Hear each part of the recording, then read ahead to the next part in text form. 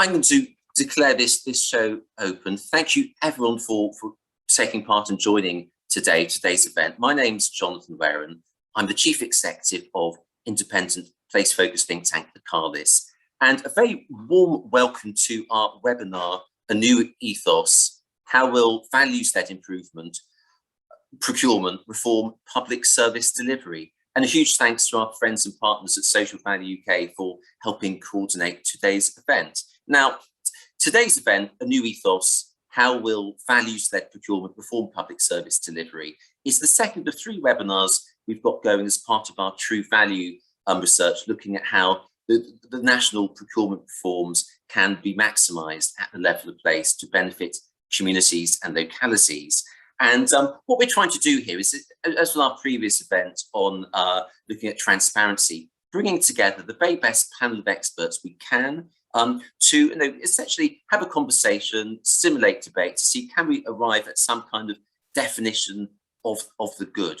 So the context to this is the Green Paper for Transforming Public Procurement, which they've set out to promote values of transparency and the like at the expense of red tape, and as a principle of public procurement, value for money, the public good, integrity, efficiency, fair treatment of suppliers, non-discrimination and transparency are to be enshrined in law. So far, so good, you might think. Now, back in 2016, Localis reissued a report, A New Public Service Ethos, and what we noted there was there hadn't really been a significant decline in public satisfaction, which suggested there was something perhaps more complicated at work than the mere decline in a public service ethos. And in this, we argued that there's a sense of corrosion or loss that public sector workers feel is resulting from the increased involvement of private sector organisations being so successful in assimilating social justice values in delivering public services. So really, that was 5 years ago. What we want to gauge from this conversation is there any sense that this kind of sense or understanding of public satisfaction in public services that are outsourced or delivered in alternate ways is being held up? And beyond that, can we assess or maybe come to any conclusions about any benefits we can see, like conspicuous benefits, whether performance or social value uptick, as well as maybe less visible benefits, reputational improvement, or a sense of local pride from having providers whose spirit and intent when delivering public service is closely aligned to public service values. So in terms of what we're asking colleagues to debate today is four things. Firstly, what opportunities do we think are latent or hidden within the procurement reform programme that might help renew a sense and culture of trust and dutiful service in the delivery of public services? And secondly, if we're to uphold the time-honoured public service ethos of accountability, what might need to evolve or change in relations between suppliers and commissioners? A third thing we want to maybe open up today is what can be learned from values-led decision-making practice beyond pure procurement that could help in driving better decisions within it? So really that kind of high ethos, value-led decision-making. And finally, nothing communicates as well as the concrete proof. What practice, good examples as well as negative examples, is out there to illuminate how strong collaborative working cultures in commissioning not just promote better value for money, but also can help goad or stimulate the delivery of more responsive public services. So really quite a broad remit of things we're asking us. First and foremost, I'm hugely grateful for our fantastic panel today. We've got 4 of the best speakers. I'm very proud to be able to announce them in their order. So we have Sean Hanson, Chief Executive, Local Partnerships; Jackie McKinley, Chief Executive for the Centre for Governance and Scrutiny; from Social Value UK, their private sector lead, Charlotte Osterman, who's speaking to us from Galicia in northern Spain today.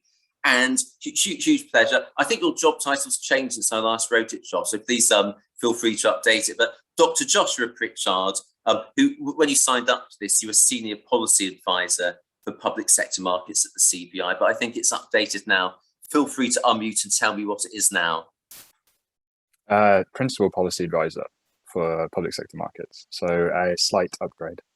Well, we like a slight upgrade, congratulations. So, a very simple format today. The intention is let's have a really valuable exchange and dialogue involving colleagues too, people, members of the audience, the panel.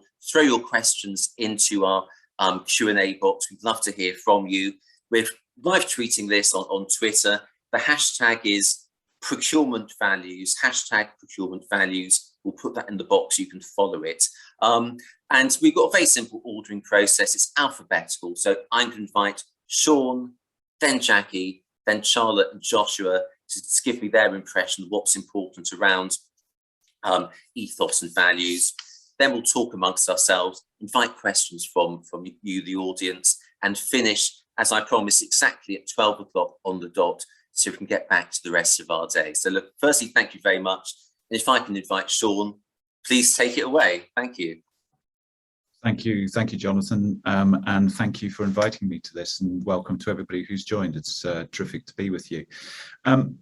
What I thought I'd do just in the first bit is just to sort of bring us up to speed with where we currently are with the Green Paper and everything else. Not that we're part of that, but there have been some updates. And so, as trailed in the December 2020 Green Paper, we now have a National Procurement Policy Statement, which was published in June 2021.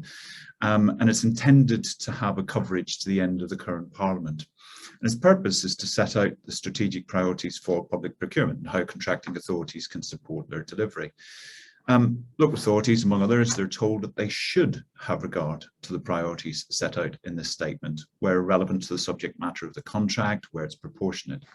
For social value, these include the national priorities that Jonathan's referred to alongside the local ones. So creating new businesses, new jobs and new skills, tackling climate change and reducing waste, improving supplier diversity, innovation and resilience. The plan on the Green Paper is that local authorities, amongst others, will be required to have regard to National Procurement Policy Statement priorities in their public procurements. So the statement will be put on a statutory footing with public authorities, and they'll have a statutory duty to have regard to its content. And they'll need to keep a record of how they considered the statement for audit trail purposes, and that will require positive action on their part. For many years, it's been possible under the procurement rules for contracting authorities to take into account social and environmental criteria in their contract award decisions. And of course, many contracting authorities have for several years had a duty to consider how upcoming service contract procurements might improve the economic, social and environmental well-being of their areas in the Social Value Act in 2012. So it's worth remembering that from the 1st of January, central government procurers have been required to include social value in all tender evaluation frameworks by giving it a minimum of 10% weighting. So for central government procurers, the January changes make the social value duty further than the 2012 Act. Themes in that model are COVID-19 recovery, tackling economic equality, fighting climate change, equal opportunity and well-being. And the change is that's particularly important and timely is the requirement that central government organisations take into account suppliers' net zero carbon reduction plans in the procurement of major contracts advertised from the 30th of September. I'm keen to know if local authorities in particular will opt into this guidance too, where environmental and carbon considerations are relevant to their procurements.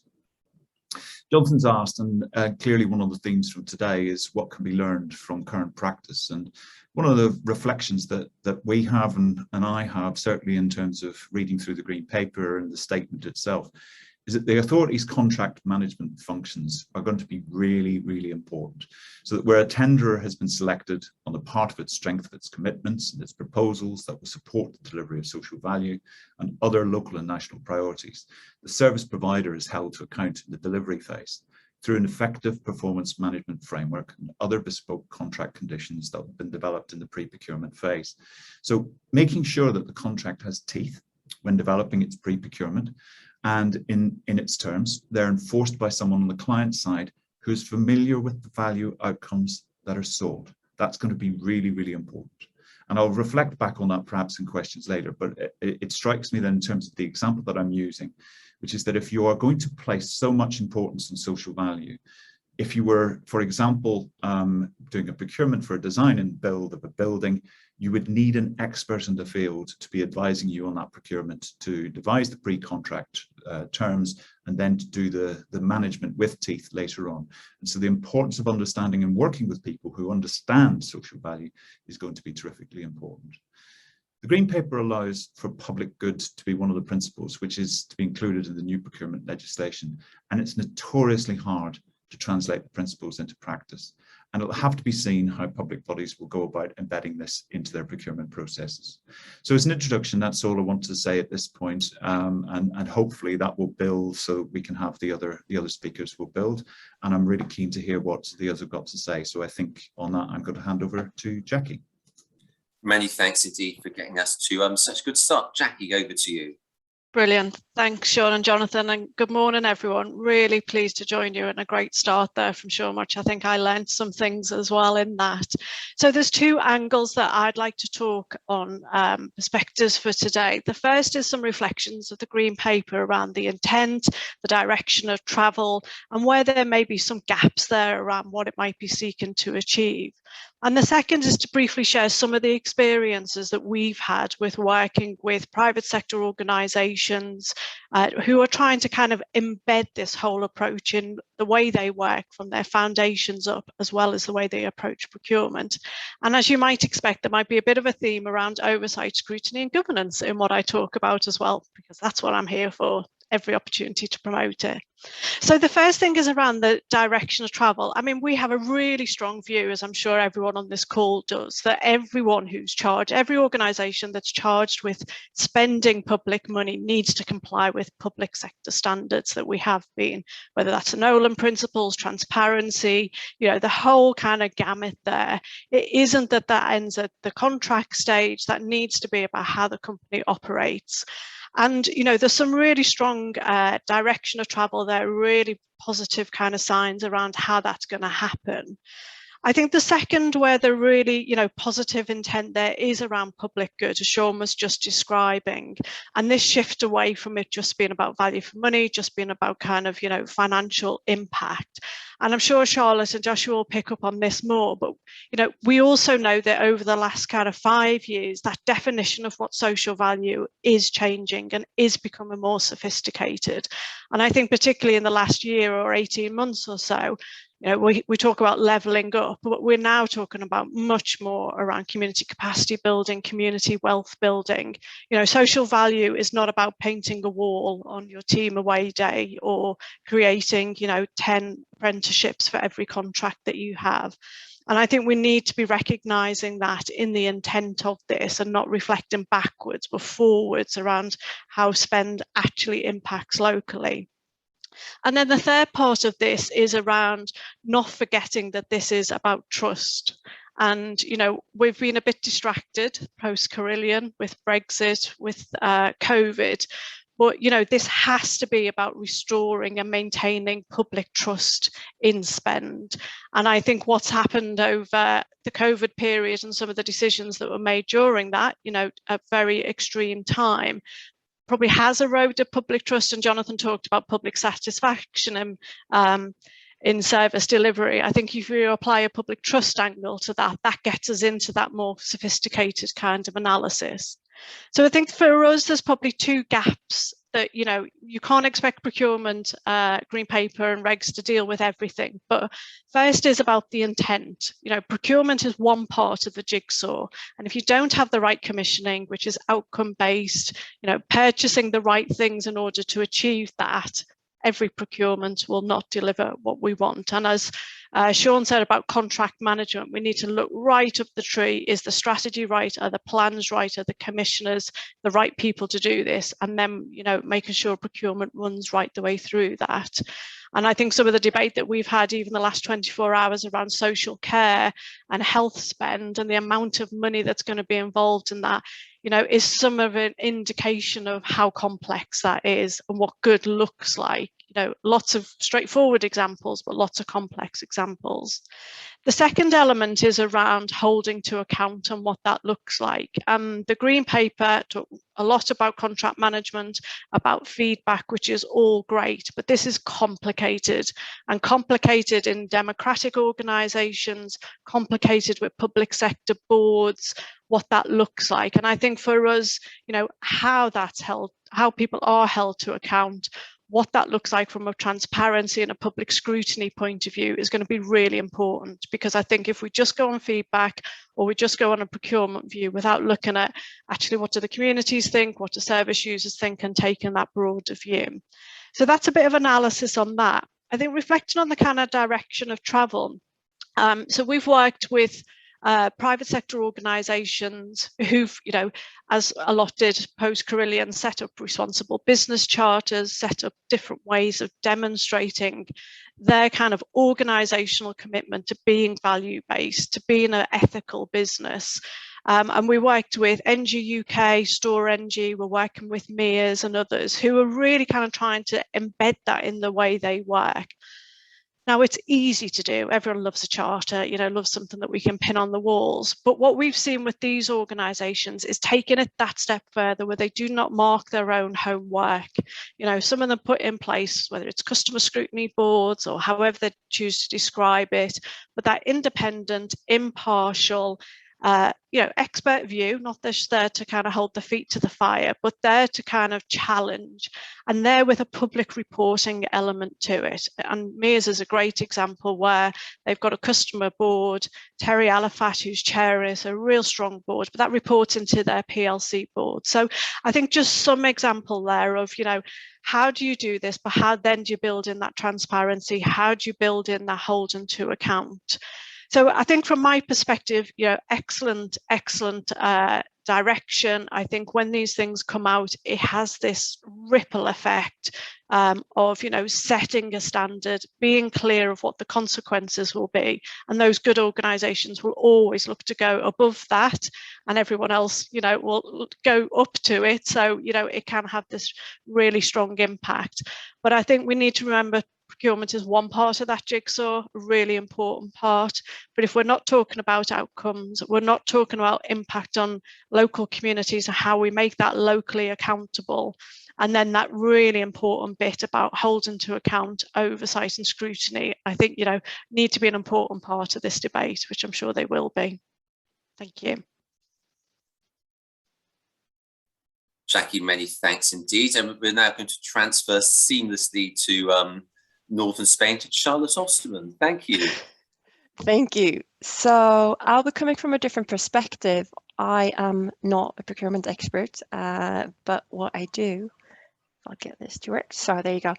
Is that I work with private sector members of Social Value UK. So I'll give that kind of perspective. But just following up on a point that Jackie was raising just now, the definition of social value is changing. Yes, that is for many very much so. So social value is about the changes for us, about the changes that people experience in their lives. So that means that social value can be both positive and negative, but it can also be intended and unintended. So we're not just talking about number of apprenticeships anymore, and not those CSR painting fences. That's not what it's about. Social value is about how you manage the impacts that you're creating. And to help on that journey, we have got the principles of social value. And really, we need to recognize that social value, what's valuable for me, is not the same for everyone else. So there is an aspect of subjectivity in social value. And that's why the principle starts with involving your stakeholders. And then you work with the principles to understand the social value that you're generating.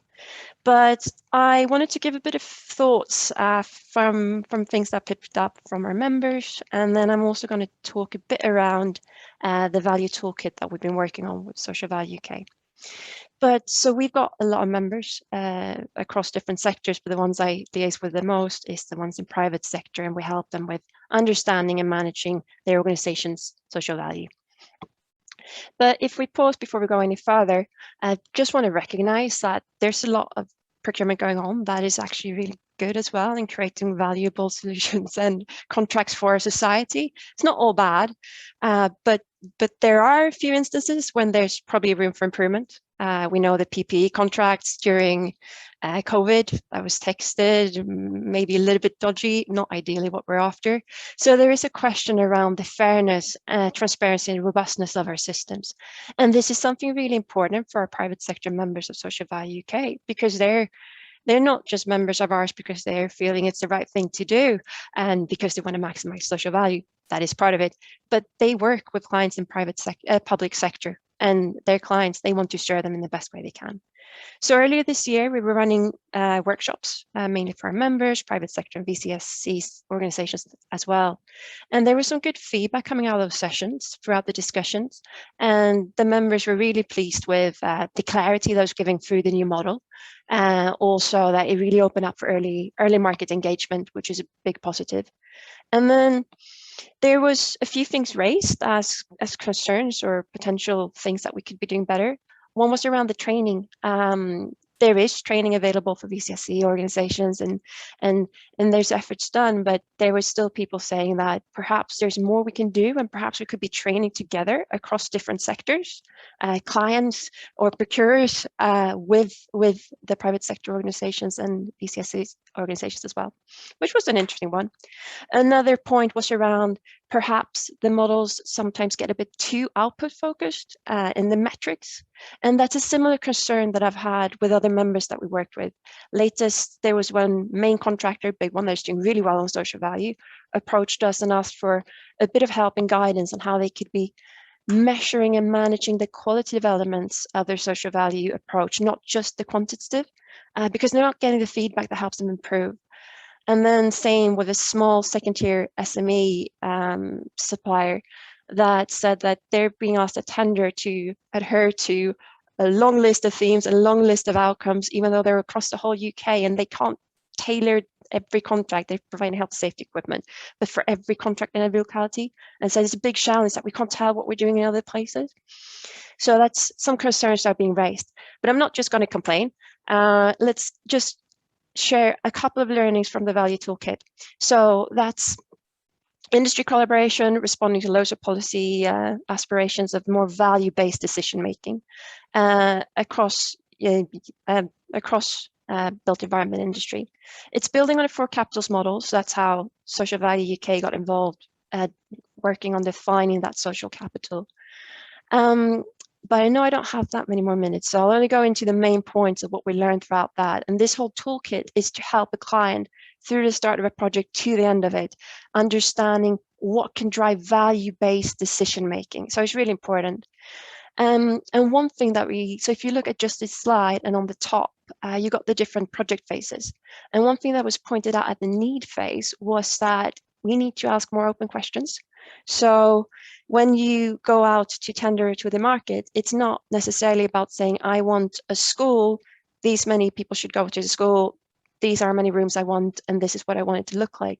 If we can open up the question and say, we got this societal challenge that there's more young people that are going to need education, what solutions can we be offering? We could be opening up for more collaborative approaches, more innovation as well. And I thought that was an interesting one. But then also, if we zoom in really on the need stage, which we're now at, the first thing that they point out, stakeholder engagement. So really, who is going to be affected? Who are the people, not just beneficiaries, like who are actually the different organizations are being affected by this contract, not just the procurement, and how can we liaise with them? So the 3 main conclusions I'll leave you with here.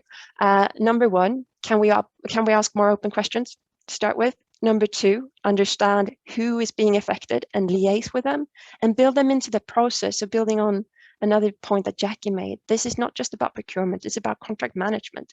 A lot of the social value will be generating throughout the operation and throughout a contract. So thank you. Looking forward to discussions.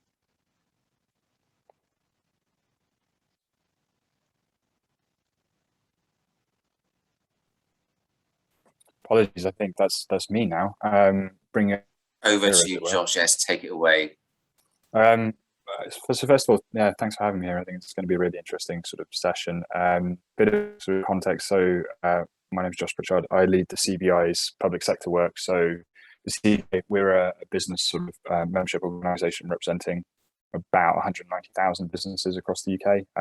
It accounts for about a third of the private sector workforce. So we've got quite a breadth of businesses and membership, a lot of whom do work with the public sector in various capacities. Not just the sort of the typical public services delivery sort of partners, but everything from defence to healthcare to ICT to the behind the scenes, construction, facilities management, all of that kind of stuff. We work quite closely with Cabinet Office on a lot of sort of the policies and so on. So I think what I'm hoping to sort of just share just quickly now is some of the insights we've got from the past few months. I don't want to repeat what's already been said about the green paper and other bits, but perhaps I can add a bit of flavour or colour, as it were. So I think first thing to say is that businesses are incredibly, for them at the moment, talking about values isn't just a buzzword. It isn't just a passing phase. I think in the majority of conversations I'm having, businesses from all shapes, sizes are talking about social value. They're talking about social impact. They're talking about ESG and decarbonisation. They want to know more about how they can be a sort of a value-led business. Expecting, I don't think all of them are going to be B Corp certified or anything like that anytime soon. But I think what's interesting is they want to show, to their communities, to the country as a whole, and to the public that they are an intrinsic part of the public sector and the ability of the public sector to deliver, sort of good, innovative, and value-free public services.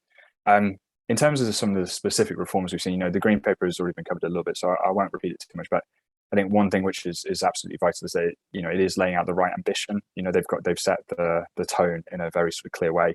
I think the emphasis not just on procurement, but on sort of the beginning to end of the commissioning process is welcome. I think talking about earlier engagement. I know Charlotte mentioned it just then, but it's by far and away, I think, one of the biggest asks of partners to the public sector is to be engaged earlier and to be some more involved in the process, as it were. There are challenges with these reforms. The green paper lacked a lot of detail. I think as well, it was too focused on transactions rather than partnerships still. And there's still questions, as Sean mentioned, about the implementation of some of these reforms. The procurement bill itself, we were expecting it in September. I think realistically, given government's loose definition of the word autumn, it could well be March at this rate, but we're expecting it before then. I think we'll probably see the government response in the next few weeks. And I think as well, what's going to be really interesting is the procurement bill is absolutely going to be tied to, the big themes, levelling up, regional growth, decarbonisation. COP26 is around the corner. So, I wouldn't be surprised to see a bit more in the procurement bill around decarbonisation than was in the green paper. I think as well, there's, we've been asking quite a lot and sort of pushing for greater ties to stuff like the National Procurement Policy Statement, which Sean mentioned, and other sort of, broader emphasis on the Cabinet Office's social value model and so on. I think talking about social value, Social Value UK and others are doing a fantastic job of sort of helping business and the private sector as a whole understand what it means to be, social value led. I think as well, there is an understanding within central government, at least, if not the wider public sector, that social value is not just a tick box exercise, that it delivers genuine value for communities, for individuals. And I think, we'd like to see that sort of drive for a greater emphasis on properly understood social value continue. I think there's still some issues around social value as well. I think as well that, there's too much focus on contract by contract basis rather than about, what companies do as a whole.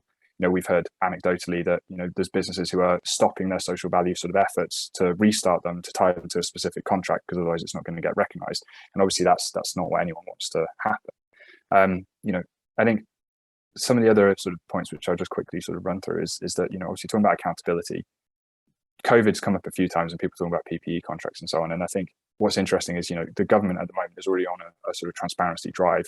They've published, I think, the second round of KPIs for gold level contracts in the last sort of few weeks, and they're going to be expanding this onto silver level contracts, which is sort of absolutely essential. You can go on gov.uk and have a look at for yourself, what sort of contracts are being made public. I think as well, Sean talked about shifting the narrative a little bit and not just talking about the promises made, but ensuring that people are delivering against them.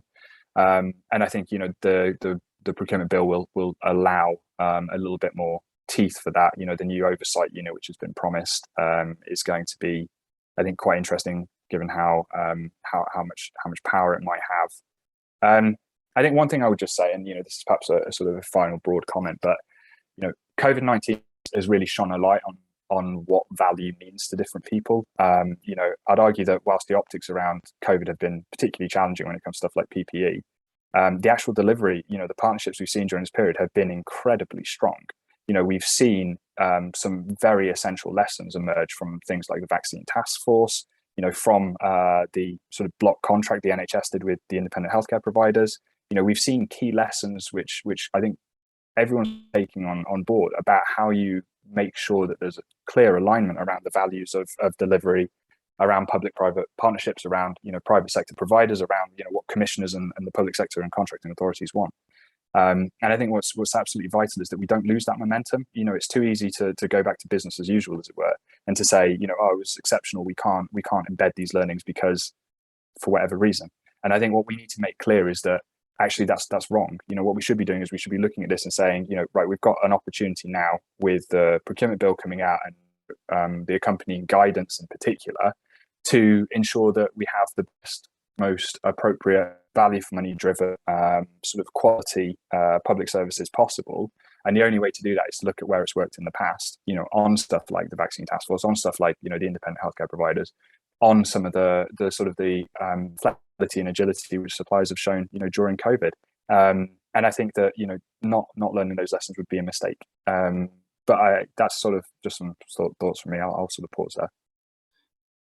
Joshua, thank you very much indeed. Thanks again to all our panelists for their opening salvos, thoughts and considerations. So we've got a couple of questions in the box we can debate amongst ourselves. Sean, one's directed to you in the chat box, so maybe get that one cleared first. It says, this is from Charlotte and Louise, I think. Sean, can I clarify that PPN 05/21, the wider one that affects all contracting authorities, is only to consider rather than PPN 06/020 Central Gov is to explicitly evaluate? If so, do you think this will change in time to a specific requirement? I think clearly the direction of travel is that there are many in government who would like it to be a very specific requirement rather than it being considered. And certainly in terms of the beefing up through the Green Paper and also through the statement itself, it's very clear that there's an intended direction of travel, which is that one should be considering these things, including, for example, even the percentages that are applied to it. Requiring local government to do things that is more difficult because there are local priorities and there are local responsibilities. But I think that the question really that needs to be asked over time, regardless of whether or not it becomes a requirement, is turning that on its head and putting the emphasis on, well, why not? What are the specific carve-outs that would allow you, in effect, to exercise your discretion to ignore the things that one should consider for social value and other value based judgments around procurement? And I think that will be, if not required, that will certainly be the emphasis that I would be expecting to see, which is the test of whether or not a local authority or another public body has actually just ignored those, and why. And I think that that's where, if there is any kind of central governance of this, has been specified and Josh has referred to in terms of the overarching bodies, that's what they'll be looking for. They'll be looking to see why that's not been done. When it comes to auditors, etc., in their reviews of contracting, I would expect them again to be doing that test and judging whether or not procurements are being done, in effect, ignoring that requirement to consider, if not it's already a requirement. I don't know if that answers the question, but I think it's certainly the direction of travel. Many thanks for elucidating. And anyone else like to come in on that question before we move on? Josh, any thoughts your side, for example? I think it's an interesting one. I think one thing which is absolutely sort of should be made absolutely clear is that central government isn't always the as Sean mentioned, isn't always the best example of best practice. I think what we've seen is that there's some local authorities, for instance, who are absolutely experts in social value and have been for close to a decade. I'm thinking of the Greater Manchester Combined Authority, for instance. They've done fantastic work over the last sort of 5-10 years, and I think what we need to be talking about more is sort of peer-to-peer learning. We need to be talking about making sure that we're learning from best practice wherever it sits, not necessarily having this sort of top-down approach. And Sean's done a fantastic job, I think, of sort of emphasizing the the value which comes from that kind of collaboration and so on. But I think what's also incredibly sort of important is understanding that this has to be cross-sector.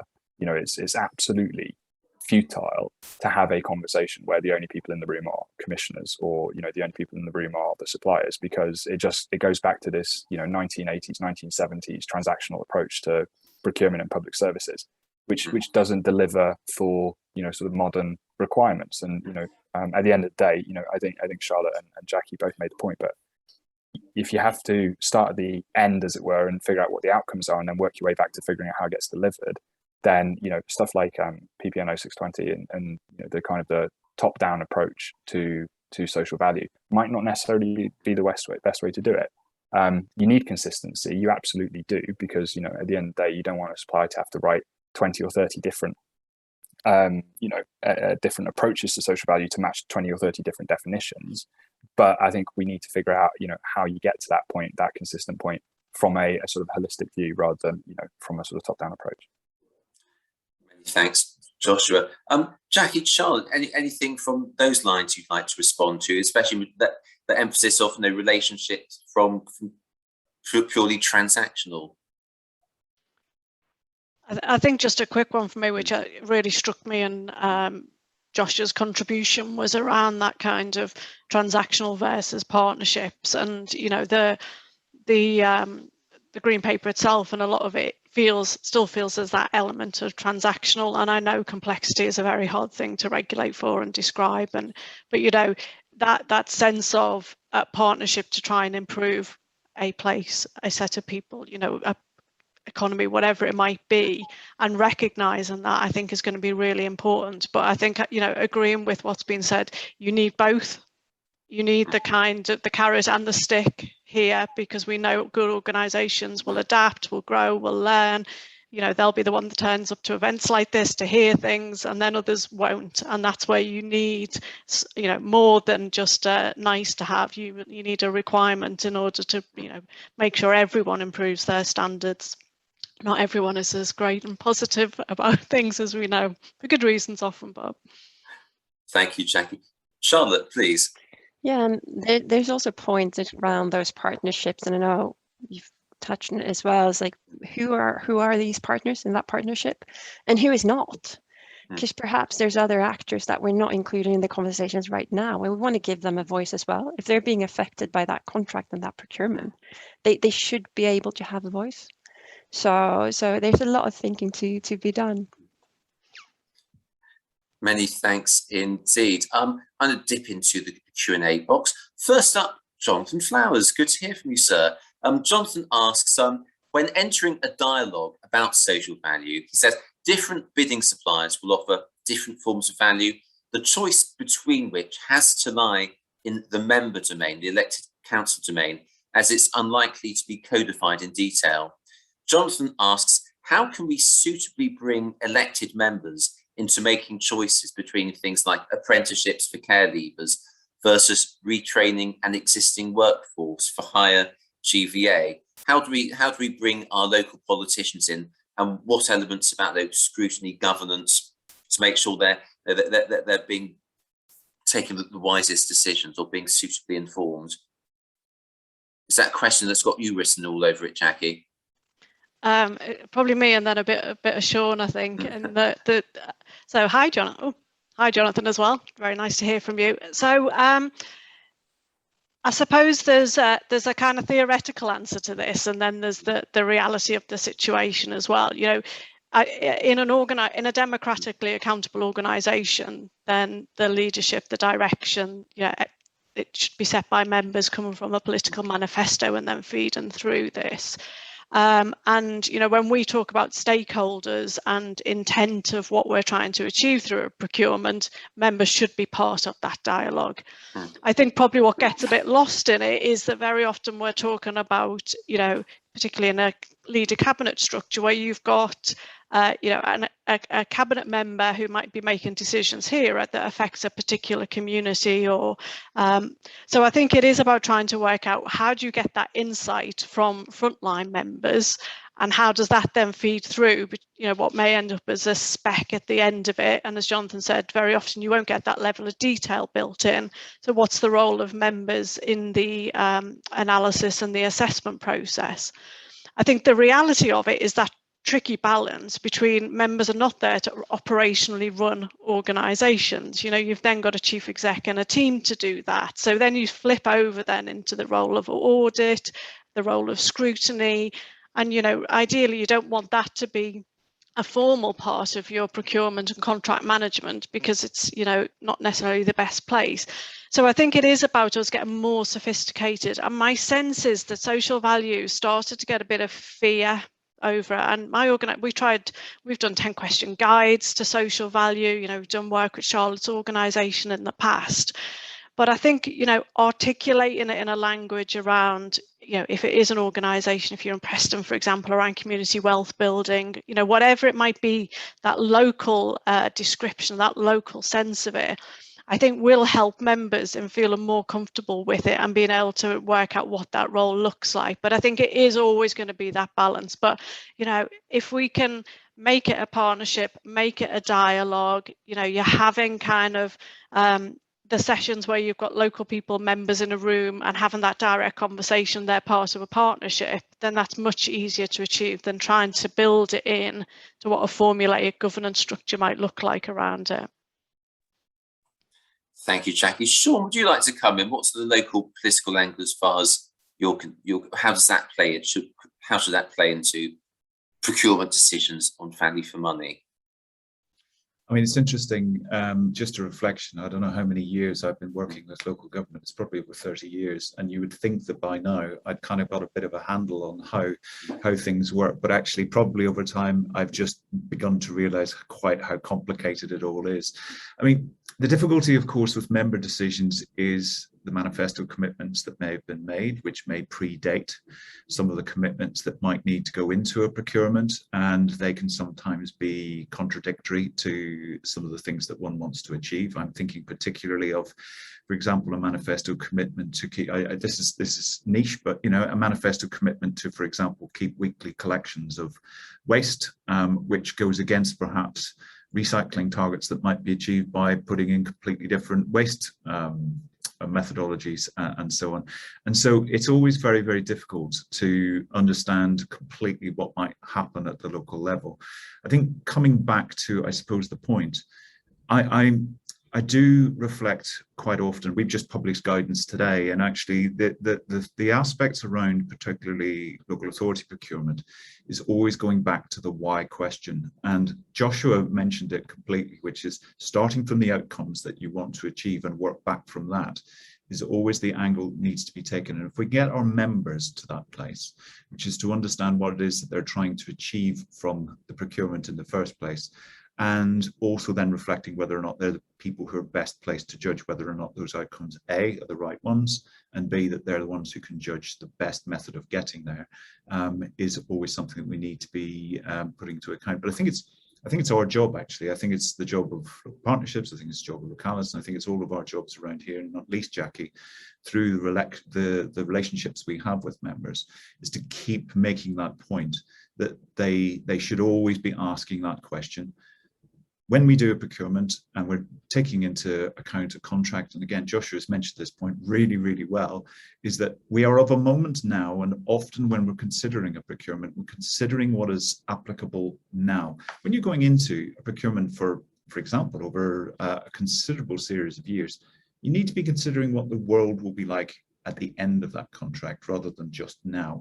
So, you know, taking a procurement, for example, around I don't know, we're going to build a bunch of houses on a council series of land.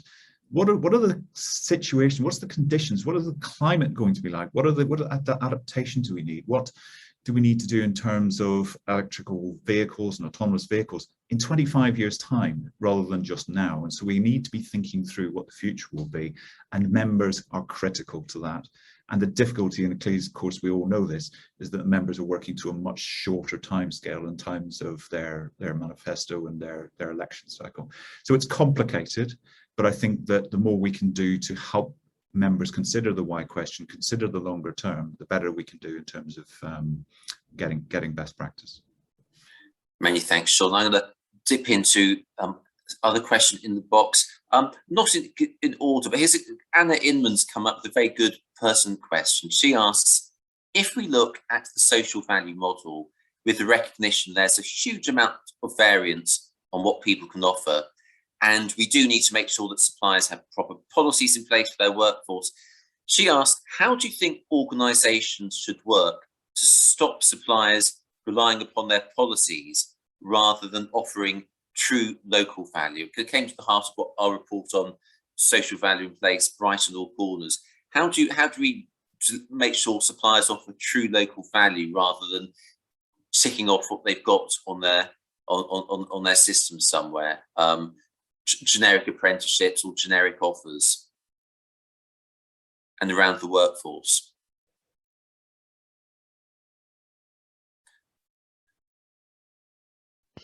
I can give a comment. Yeah, please come in, Charlotte.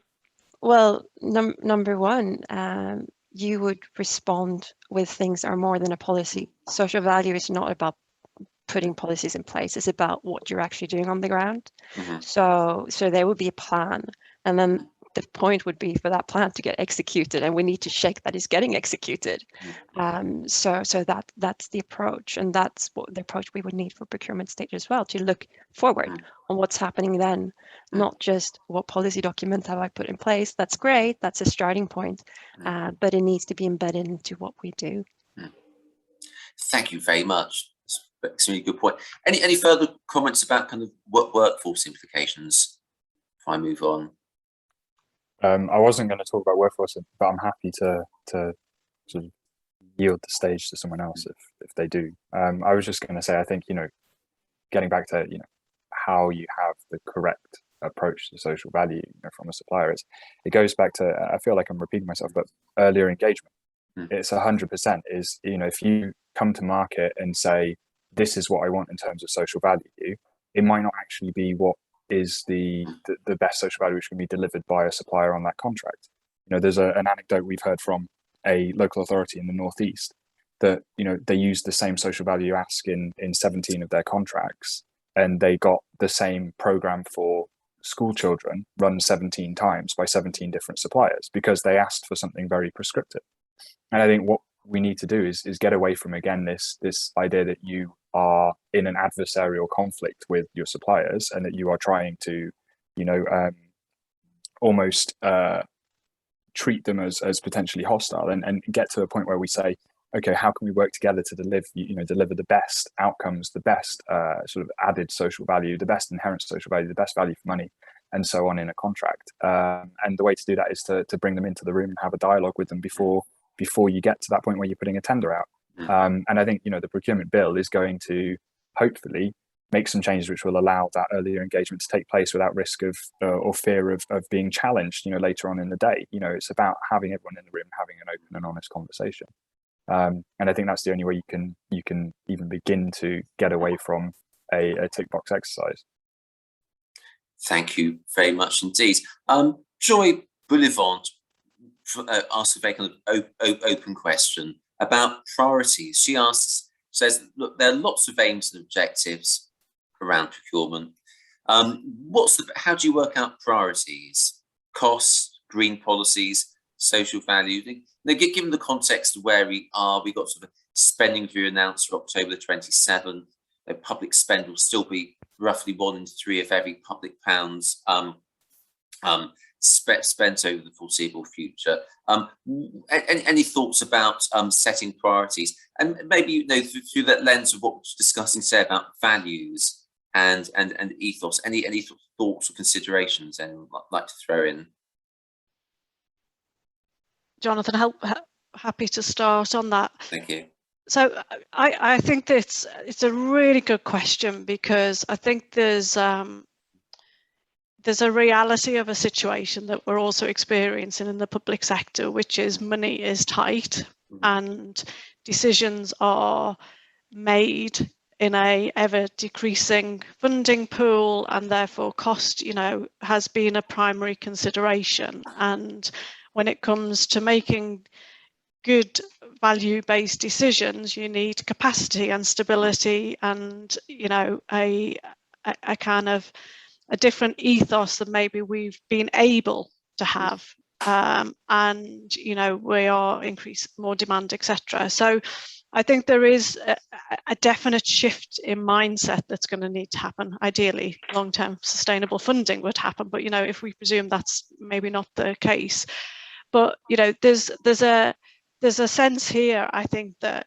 if you look at thinking around donut economics and everything else, is that actually there's a whole kind of set of interlinked priorities. And I know that's a bit of a cop-out to the answer, but I think what we're trying to get here is, again, back to that point, which is a very clear intent, a really clear focus on, what are we trying to do here, and then what are the benefits that we can bring. And some of them will have very clear environmental benefits, and some of them will have very kind of, educational, social, whatever it might be, around inequalities. But I think having that time and capacity to think that way is a very different place than I think a lot of public sector organisations have been. And there was a previous question about workforce.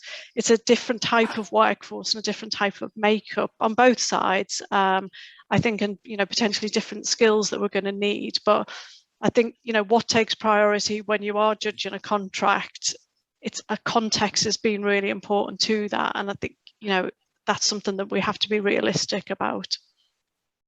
Thank you very much, Jackie. Anyone else care to chip in on some priorities and through the lens of families, or even the risk of competing priorities? Or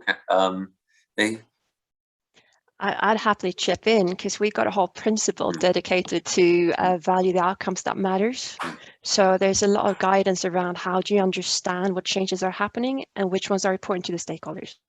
And stakeholders, it's not just beneficiaries, that's also the founder, that's the person that is buying. So we need to also recognize, as with everything else, as Jackie was saying, the resources are limited. So what can we do with the resources that got available?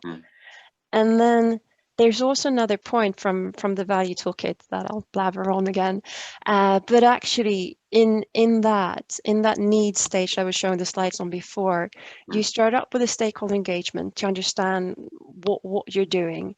Then you would identify the strategic drivers for that client and develop different outcome statements, and then you prioritize it. But what the value toolkit does is that it's giving you the tools to help you do that. So that might be one of many tools that could actually help you with that kind of prioritization.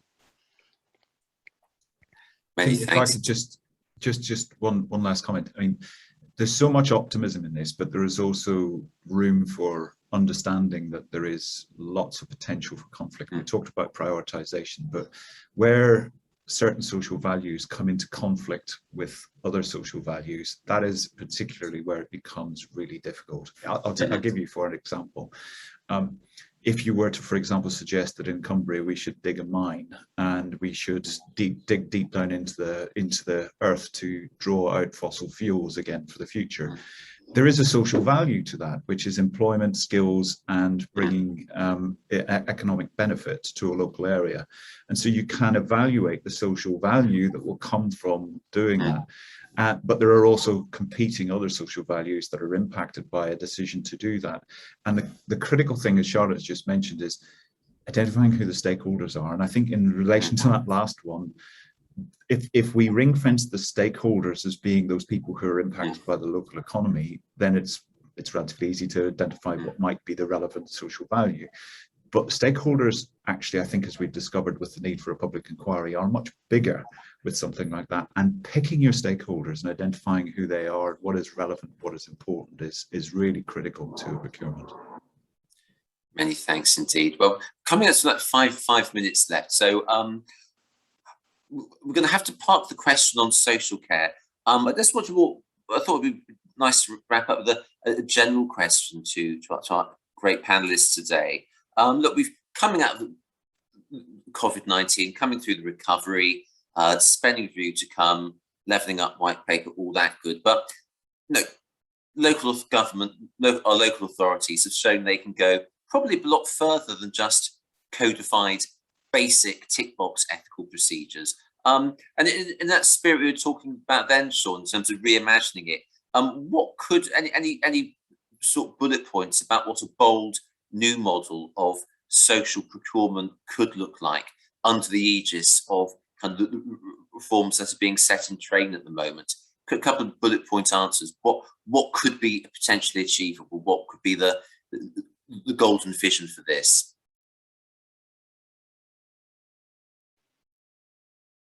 You got a golden vision, Jackie?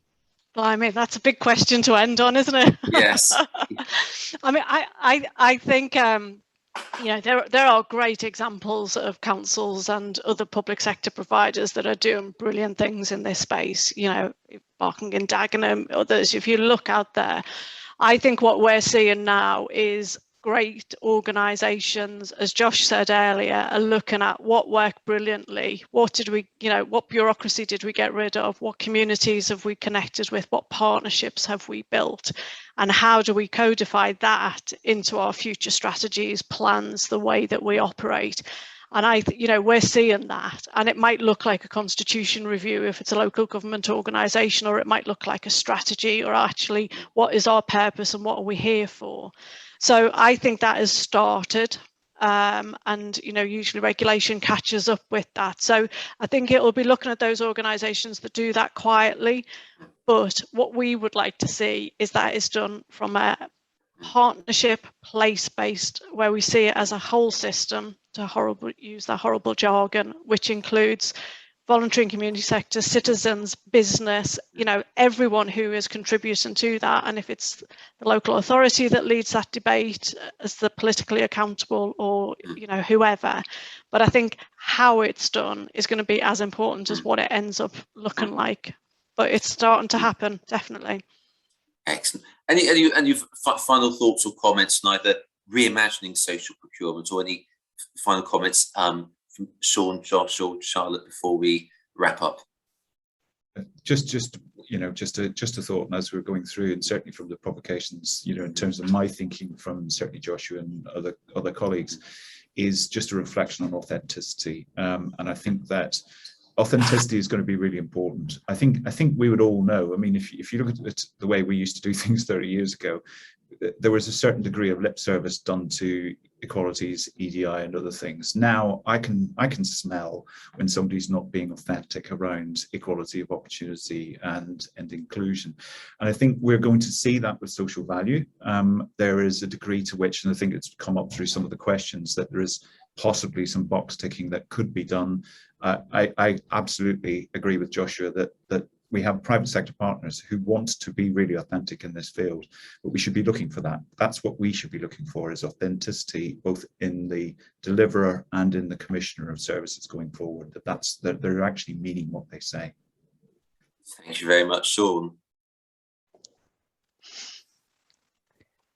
My last comment will be around, similar to Jackie, but around that stakeholder involvement in both design and creation of those partnerships.